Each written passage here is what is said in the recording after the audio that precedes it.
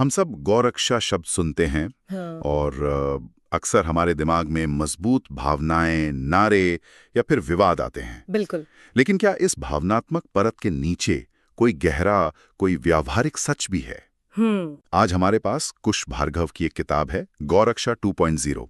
इसका सबटाइटल है आधुनिक दुनिया में गौ माता की रक्षा कैसे करें। जी। तो आज हम इसी की मदद से ये समझने की कोशिश करेंगे कि क्या गौरक्षा सिर्फ एक आस्था का विषय है या ये हमारी अर्थव्यवस्था, हमारे पर्यावरण और यहाँ तक कि हमारी सेहत से भी जुड़ा एक बड़ा सिस्टम है। हाँ, और ये किताब न शुरुआत में ही एक बहुत बड़ी बात कहती है। ये गुस्से या राजनीति से नहीं, बल्कि एक जिम्मेदारी के नजरिए से लिखी गई है। अच्छा। लेखक का जो मूल विचार है वो ये है कि गाय के प्रति हमारी पारंपरिक श्रद्धा अपनी जगह बिल्कुल सही है, पर आज की दुनिया में उसे एक नए व्यवहारिक रूप की जरूरत है। व्यावहारिक रूप? हाँ, वो इसे रिचुअल से रिस्पॉन्सिबिलिटी कहती हैं, मतलब रीति रिवाज से जिम्मेदारी की ओर एक बदलाव।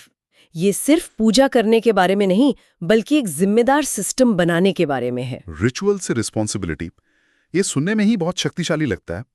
तो चलिए इसी विचार की गहराई में उतरते हैं और देखते हैं कि यह गौरक्षा 2.0 असल में है क्या। हाँ। और ये सिर्फ नारों और भावनाओं से आगे कैसे जाता है। बिल्कुल। किताब की एक लाइन ने मेरा ध्यान सबसे पहले खींचा, अकेले भावना अब काफी नहीं है। ये एक बहुत सीधी और शायद कुछ लोगों के लिए चुभने वाली बात है। सही बात है। लेखक को ऐसा कहने की जरूरत क्यों पड़ी? मतलब आज के दौर में ऐसी क्या कमी रह गई है? देखिए, किताब समझाती है कि पुराने समय में गौ रक्षा कोई अलग से किया जाने वाला काम था ही नहीं। अच्छा। वो जीवन का एक स्वाभाविक हिस्सा थी। गाय गांव की अर्थव्यवस्था, संयुक्त परिवारों और खेती के केंद्र में थी। उसका दूध, गोबर, गोमूत्र और यहाँ तक कि बैल, सब कुछ उपयोगी था। वो परिवार का हिस्सा थी। लेकिन आज शहरीकरण, एकल परिवार और खेती के मशीनीकरण के कारण वो जुड़ाव टूट गया है। हाँ, अब गाय की जिम्मेदारी किसी और पर डाल दी गई है, सरकार पर, गौशालाओं पर, किसी संस्था पर। लेकिन कई लोग कहेंगे कि हम तो दान देते हैं, सोशल मीडिया पर कोई पोस्ट देखते हैं तो शेयर करते हैं, क्या ये काफी नहीं है? मतलब आज की भागदौड़ वाली जिंदगी में लोग और करें भी तो क्या? और यहीं पर किताब एक बहुत महत्वपूर्ण फर्क बताती है। क्या?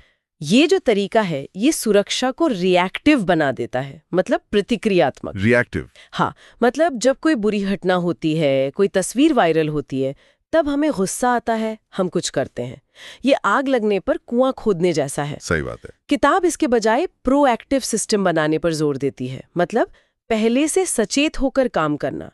एक ऐसा सिस्टम जहां गाय को सड़कों पर बेसहारा होना ही न पड़े। और इस समस्या की एक और जड़ है जिसे किताब सिर्फ दूध की मानसिकता कहती है। बिल्कुल। जब गाय का मूल्य सिर्फ और सिर्फ दूध तक सीमित हो जाता है, तो जैसे ही वो दूध देना बंद करती है, वो आर्थिक रूप से एक बोझ बन जाती है और फिर उसे छोड़ दिया जाता है। हाँ, और यहीं पर किताब एक बहुत मजबूत शब्द का इस्तेमाल करती है, सिस्टम द्वारा की गई क्रूरता। सिस्टम द्वारा की गई क्रूरता? इसका मतलब है कि कोई एक व्यक्ति विलन नहीं है, कोई जानबूझकर क्रूर नहीं होना चाहता, लेकिन हमने एक ऐसा आर्थिक और सामाजिक सिस्टम बना दिया है जिसमें एक बूढ़ी, दूध न देने वाली गाय के लिए कोई जगह ही नहीं है। मतलब ये क्रूरता किसी व्यक्ति के बुरे इरादे से नहीं, बल्कि सिस्टम की बनावट से पैदा हो रही है। एग्जैक्टली। ये बहुत बड़ा विचार है। मतलब हम सब अनजाने में एक ऐसे सिस्टम का हिस्सा हैं जो इस समस्या को जन्म दे रहा है। ये तो सोचने पे मजबूर करता है। तो अगर समस्या सिस्टम में है, तो किताब गाय को किस नजरिए से देखने को कहती है? किताब गाय को सिर्फ एक धार्मिक प्रतीक या दूध दमे वाली मशीन के तौर पर नहीं देखती, वो उसे एक जीवित इकोसिस्टम कहती है। एक जीवित इकोसिस्टम? हाँ, इसका मतलब है कि गाय सिर्फ एक जानवर नहीं है, बल्कि वो अपने आसपास के 5 महत्वपूर्ण चक्रों को जोड़ती है। 5 चक्र? जी। पहला, परिवार का पोषण, दूसरा, खेत की सेहत, तीसरा, गांव की अर्थव्यवस्था, चौथा, पर्यावरण का संतुलन और पांचवा, हमारी आध्यात्मिक और सांस्कृतिक जड़ें।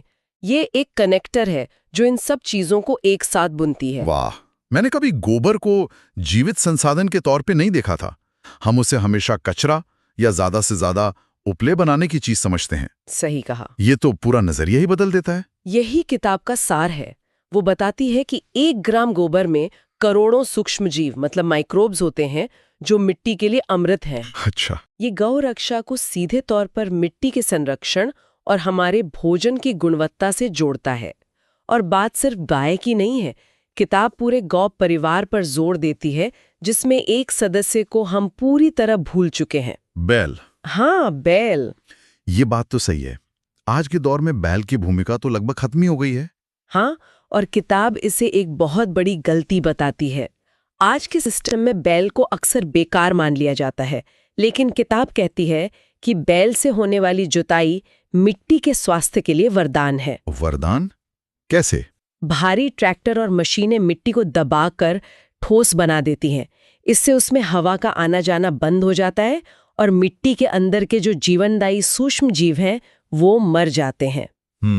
जबकि बैल के हल से जब जुताई होती है तो वो मिट्टी को धीरे धीरे खोलती है, उसे हवादार बनाती है। इससे मिट्टी जिंदा रहती है और जिंदा मिट्टी से उगी फसलें ही पौष्टिक होती हैं। ये विचार तो बहुत अच्छा है, लेकिन क्या आज के दौर में बैल से खेती करना आर्थिक रूप से संभव है? मतलब ट्रैक्टरों ने जो रफ्तार दी है। हाँ, बिल्कुल। क्या हम उससे पीछे जा सकते हैं? ये एक बहुत वाजिब सवाल है और किताब ये नहीं कहती कि हम रातों रात ट्रैक्टरों को फेंक दें, लेकिन वो एक संपूर्ण सर्कुलर इकोनॉमी का मॉडल सामने रखती है। Circular economy. सोचिए, गाय दूध देती है, बैल खेत जोतता है, गोबर और गोमूत्र से खाद और कीटनाशक बनते हैं जो मिट्टी को जिंदा करते हैं, और उसी मिट्टी से चारा उगता है। हाँ, और वही पौष्टिक चारा वापस गाय और बैल को मिलता है। इस चक्कर में कुछ भी बर्बाद नहीं होता। ये प्रकृति का अपना जीरो वेस्ट मॉडल है। वाह! शायद बड़े पैमाने की खेती के लिए ये मुश्किल हो, पर छोटे और मझोले किसानों के लिए ये आज भी एक ज्यादा टिकाऊ और कम लागत वाला विकल्प हो सकता है। ये सुनकर तो लगता है कि समस्या बहुत गहरी और बहुस्तरीय है। तो क्या किताब सिर्फ समस्या बताकर छोड़ देती है या कोई रास्ता भी दिखाती है? बिल्कुल, और यहीं पर गौ रक्षा 2.0 का असली मतलब सामने आता है। किताब घर घर गौ रक्षा का विचार देती है। घर घर गौ रक्षा। हाँ, जिसका मतलब है कि सुरक्षा की शुरुआत हर व्यक्ति के घर के अंदर उसके रोजमर्रा के छोटे छोटे विकल्पों से होती है, और इसके लिए आपको गाय पालने की जरूरत नहीं है। अच्छा। इसके 3 मुख्य हिस्से हैं। ठीक है, तो पहला कदम क्या है? पहला और सबसे महत्वपूर्ण कदम है नैतिक उपभोग, यानी एथिकल कंजम्पशन। Ethical consumption. इसका मतलब? इसका मतलब है कि हम अपनी खरीदने की आदत से बदलाव लाएं। केवल उन देसी गायों के उत्पादों को खरीदें जिनकी देखभाल नैतिक रूप से की जाती है। किताब में देसी गाय के A2 घी, गोबर आधारित टूथ पाउडर, साबुन, धूप बत्ती जैसे कई उत्पादों का जिक्र है। जब हम ये उत्पाद खरीदते हैं तो हम उस किसान या गौशाला को एक संदेश देते हैं कि दूध ना देने के बाद भी उनकी गाय आर्थिक रूप से मूल्यवान है। मतलब गाय को जीवन भर आर्थिक सुरक्षा मिलती है, ना कि सिर्फ तब तक जब तक वो दूध दे रही है। बिल्कुल सही। ये सुनने में तो बहुत अच्छा लगता है, पर एक आम शहरी इंसान के लिए ये कितना प्रैक्टिकल है? क्या ऐसे देसी गाय के प्रोडक्ट्स आसानी से मिल जाते हैं? ये एक चुनौती है, लेकिन इसका जवाब भी मांग और आपूर्ति के सिद्धांत में है। आज कई स्टार्टअप और छोटे उद्यमी इस क्षेत्र में काम कर रहे हैं। जब हम इन उत्पादों की मांग पैदा करेंगे तो वे और आसानी से उपलब्ध होंगे। सही बात है। शुरुआत में शायद थोड़ी खोजबीन करनी पड़े, लेकिन यह एक सचेत विकल्प है जो हम चुन सकते हैं। बात तो सही है। और दूसरा स्तंभ क्या है? दूसरा है सड़क पर हमारा व्यवहार। ये बहुत ही व्यावहारिक सलाह है। अगर सड़क पर कोई बेसहारा गाय दिखे तो क्या करें और क्या न करें? हाँ, ये बहुत जरूरी है। सबसे जरूरी बात, प्लास्टिक में लपेटा हुआ या बचा हुआ खराब खाना कभी न खिलाएं। हमें लगता है हम पुण्य कर रहे हैं, लेकिन प्लास्टिक या सड़ा गला खाना खाकर उनके पेट में गंभीर बीमारियां होती हैं, जो बहुत दर्दनाक मौत का कारण बनती हैं। बिल्कुल। अगर कुछ देना ही है तो साफ चारा या पानी दें, और अगर कोई गाय घायल या बीमार दिखे तो किसी स्थानीय गौशाला या पशु बचाव संस्था को फोन करें। ये एक छोटी सी जिम्मेदारी है। ये बहुत ही ठोस सलाह है। और तीसरा हिस्सा युवाओं से जुड़ा है। हाँ, तीसरा है युवाओं की भूमिका। किताब युवाओं को लड़ाके नहीं बल्कि निर्माता बनने के लिए कहती है। लड़ाके नहीं, निर्माता। हाँ, ये एक बहुत शक्तिशाली संदेश है। सोशल मीडिया का इस्तेमाल गुस्से या टकराव के लिए करने के बजाय नैतिक खेती करने वाले किसानों, अच्छी गौशालाओं और देसी गाय के उत्पादों की सकारात्मक कहानियां साझा करने के लिए करें। किताब के अनुसार एक छोटा सकारात्मक वीडियो जो किसी अच्छी पहल को दिखाता है, वो 100 गुस्से वाले पोस्ट से ज्यादा असरदार हो सकता है। और इन व्यक्तिगत प्रयासों के अलावा किताब मंदिरों और गौशालाओं जैसी संस्थाओं के लिए भी कुछ ठोस सुझाव देती है। हाँ, और ये बहुत दिलचस्प है। किताब सुझाव देती है कि मंदिरों को केवल दान लेने की जगह नहीं बल्कि जवाबदेही और सेवा का केंद्र बनना चाहिए। अच्छा। एक बहुत अच्छा सुझाव है कि मुख्य मंदिर में भगवान के दर्शन से पहले एक गौ दर्शन की जगह हो। वाह। जहां एक अच्छी तरह से रखी गई गाय हो। इससे भक्ति और जिम्मेदारी एक साथ जुड़ जाती है। इसी तरह गौशालाओं में ही भागवत कथा या अन्य आध्यात्मिक कार्यक्रम हों और उससे होने वाली आय का एक निश्चित हिस्सा पूरी पारदर्शिता के साथ सीधे गायों की देखभाल पर खर्च हो। ठीक है, ये सब सुनकर एक सवाल मन में आता है, खासकर उस व्यक्ति के लिए जो ज्यादा तार्किक या वैज्ञानिक सोच रखता है। जी। वो कहेगा, ये सब तो आस्था और परंपरा की बातें हैं, इसमें विज्ञान कहाँ है? क्या किताब इस पहलू पर भी बात करती है? बिल्कुल, और यही इस किताब की सबसे बड़ी खूबियों में से एक है। ये पारंपरिक ज्ञान को आधुनिक वैज्ञानिक अवधारणाओं से बहुत खूबसूरती से जोड़ती है। जैसे कि? सबसे पहले बात करते हैं गाय के जीव विज्ञान की। गाय का पेट असल में एक चमत्कारी बायोरिएक्टर जैसा है। बायोरिएक्टर? हाँ, जिसके 4 अलग-अलग चेंबर होते हैं। सोचिए, ये एक ऐसा जैविक इंजन है जो घास और सेलुलोज जैसी चीजों को पचा सकता है, जिसे इंसान का पेट कभी नहीं पचा सकता। सही बात है। और उसे हमारे लिए पौष्टिक दूध और मिट्टी के लिए खाद में बदल सकता है। ये प्रकृति की सबसे बेहतरीन अपसाइक्लिंग मशीनों में से एक है। और मिट्टी के विज्ञान के बारे में जो हमने बात की थी, बैल और ट्रैक्टर वाली, जी? उसे भी ये वैज्ञानिक आधार देती हैं। हाँ, ये सिर्फ एक भावनात्मक तर्क नहीं है। मिट्टी का विज्ञान बताता है कि जब भारी ट्रैक्टर मिट्टी को दबाते हैं तो सॉइल कॉम्पैक्शन होता है। Soil compaction. इससे मिट्टी की परतों के बीच की हवा खत्म हो जाती है, पानी सोखने की क्षमता कम हो जाती है और केंचुए और सूक्ष्म जीव जैसे मिट्टी के मजदूर मर जाते हैं। नतीजा होता है एक मृत मिट्टी। बिल्कुल। वहीं बैल के हल्का वजन और डिजाइन ऐसा होता है कि वो मिट्टी को दबाता नहीं बल्कि उसे खोलता है, हवादार बनाता है। इसका सीधा असर हमारे भोजन की थाली पर पड़ता है। और एक बहुत बड़ा मुद्दा जो अक्सर उठाया जाता है, मीथेन उत्सर्जन का। हाँ। कहा जाता है कि गायें ग्रीनहाउस गैसें पैदा करती हैं। हाँ, और मीथेन वाली बात का जवाब भी किताब में दिया गया है।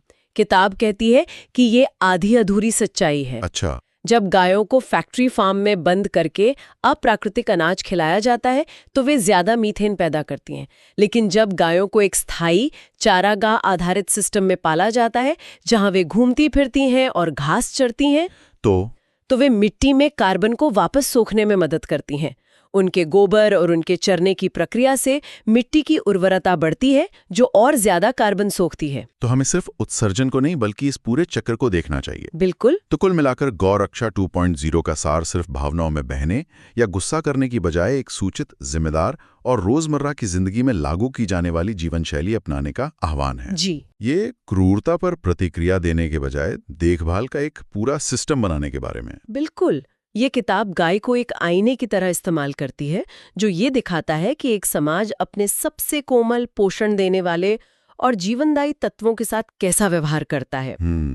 ये संतुलन की ओर वापसी का एक नजरिया है जहां नैतिकता और अर्थशास्त्र, आस्था और विज्ञान, परंपरा और आधुनिकता एक दूसरे के दुश्मन नहीं बल्कि साथी बनकर चल सकते हैं। ये किताब एक बहुत ही गहरे विचार के साथ समाप्त होती है जो सच में सोचने पर मजबूर करता है। हाँ। किताब कहती है कि गौ रक्षा की असली सफलता उस दिन होगी जब समाज ये पूछना बंद कर देगा कि हमें गाय की रक्षा क्यों करनी चाहिए, और ये पूछना शुरू कर देगा कि हम उसके बिना रह कैसे सकते हैं। बिल्कुल। और ये सवाल हमें भी सोचने के लिए एक दिशा देता है, हमारे अपने जीवन में, हमारे शहरों में, और कौन से ऐसे जीवनदायी सिस्टम हैं, चाहे वो नदियां हों, मिट्टी हो या हमारे सामाजिक रिश्ते हों, जिन्हें हम सिर्फ उनके तात्कालिक उपयोग के चश्मे से देख रहे हैं और उनके बिना जीने की कल्पना भी नहीं कर पा रहे हैं।